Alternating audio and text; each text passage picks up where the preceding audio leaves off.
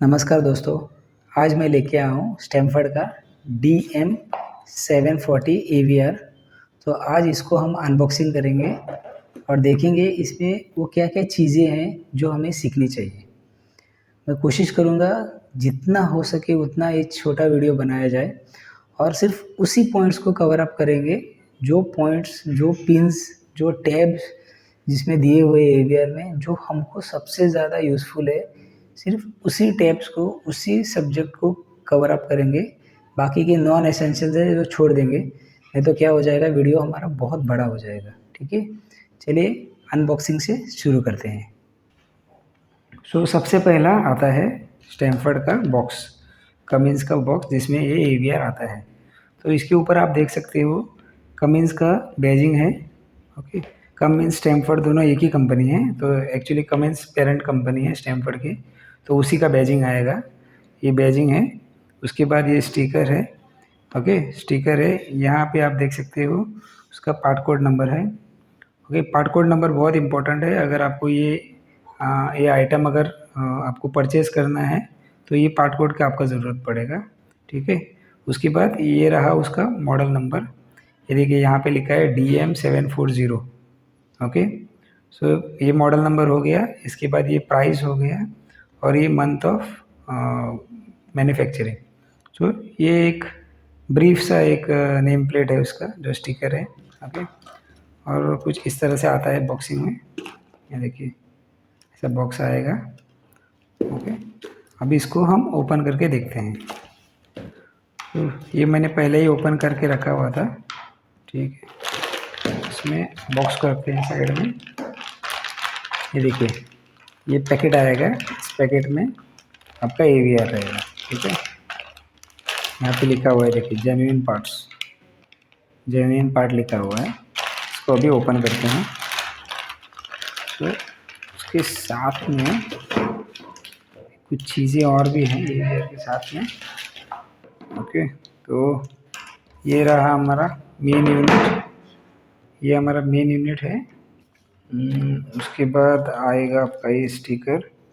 तो ये स्टिकर में आप देख सकते हो एक डायग्राम जैसा बनाया हुआ है एवीआर का, पूरे पिंस वगैरह दिए हुए हैं। ओके, इसी को मैं आपको एक्सप्लेन करके दिखाऊंगा। ठीक है, ये बहुत यूज़फुल है। अगर साइड पे कभी कोई दिक्कत हो गई तो इसको रेफ़र कर सकते हैं। ओके, इसको रखते हैं साइड में। उसके बाद एवीआर में आता है ये एंटी वाइब्रेटिंग सपोर्ट। ओके, ये 4 आता है इसमें, ये एंटी वाइब्रेशन सपोर्ट है। ये बेसिकली क्या है, ये यहाँ पे जाता है। ओके, इस तरह से ये 4 जाएगा और जब आप इसको खींचते हो यहाँ से, जब आप समझो आप यहाँ से उसको खींचते हो तो ये इस एरिया में जाके लॉक हो जाएगा।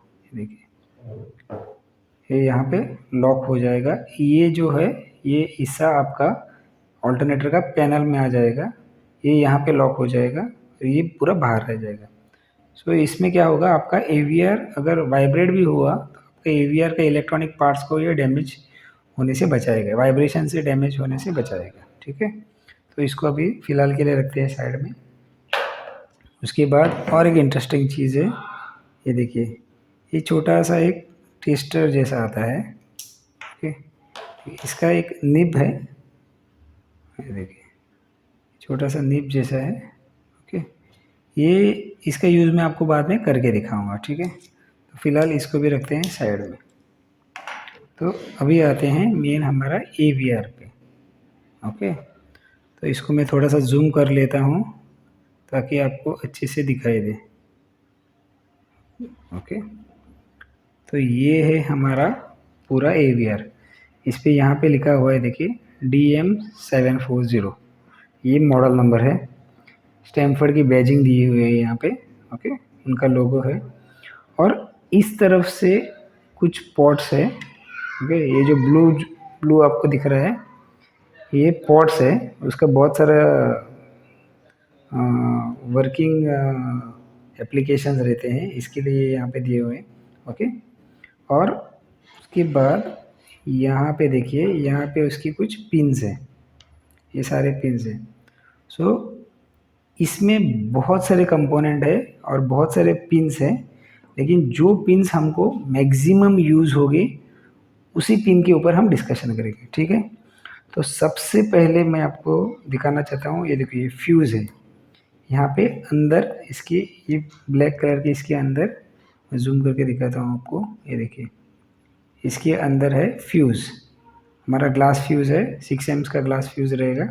ओके, तो इन केस कुछ टर्मिनल्स वगैरह शॉर्ट हो गया तो ये फ्यूज़ एवीआर को प्रोटेक्ट करेगा। सो अब देख लेते हैं एवीआर में कौन से पिन्स है जो हमको इन प्रैक्टिकल में यूज़ होगा। ओके, तो फर्स्ट है हमारा इनपुट पिन।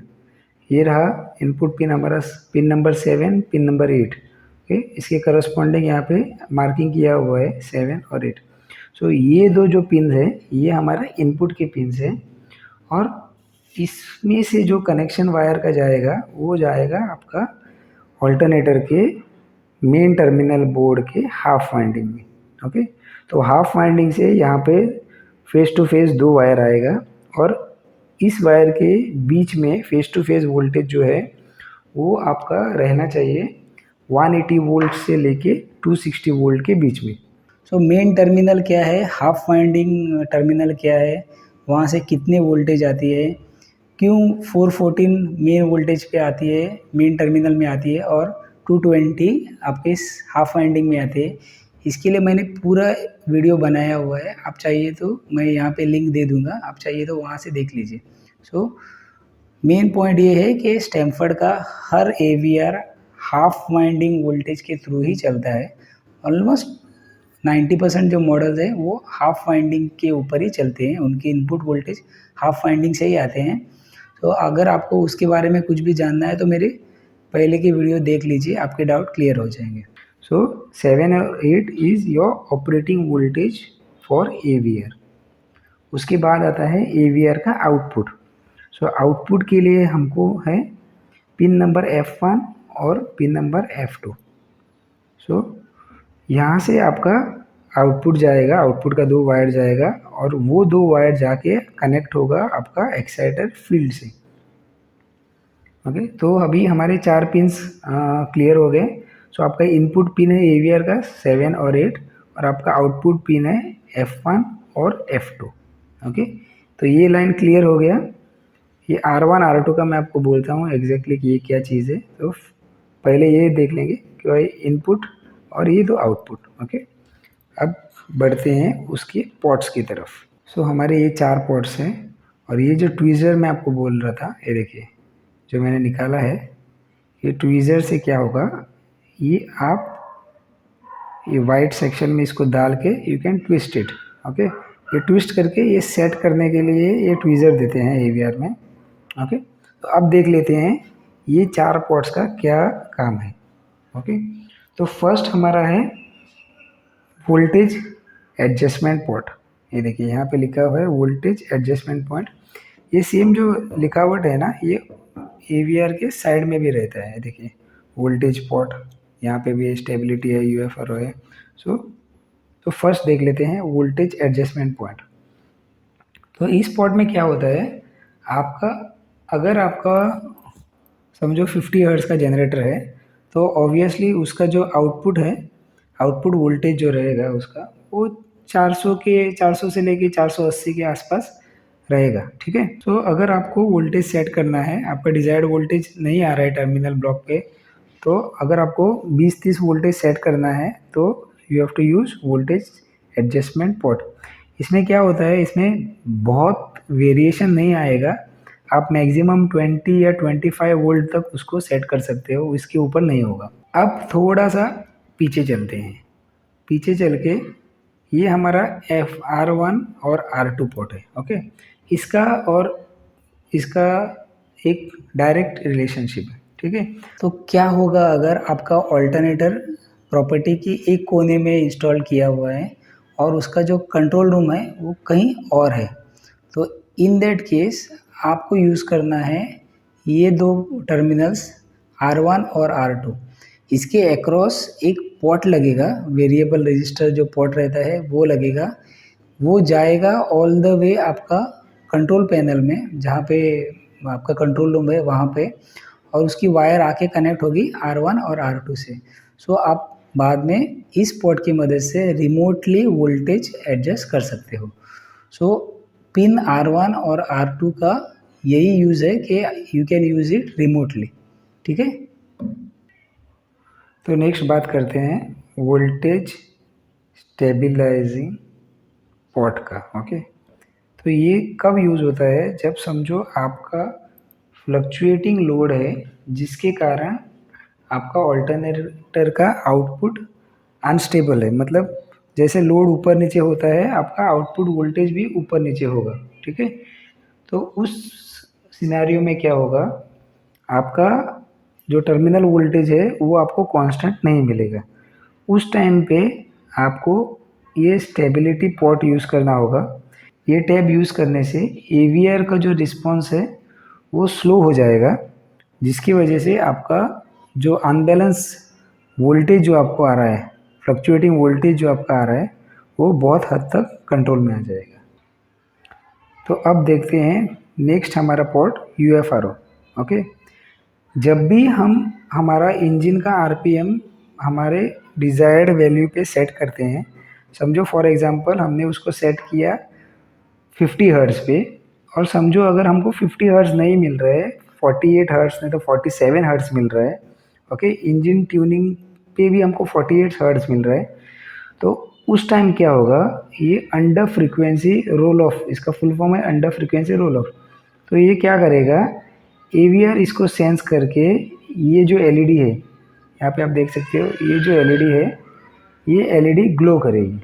आपको सही से दिखाता हूँ, ये देखिए ये जो एलईडी है ये ग्लो करेगी जब आपका डिज़ायर्ड आरपीएम नहीं मिल रहा है, ओके।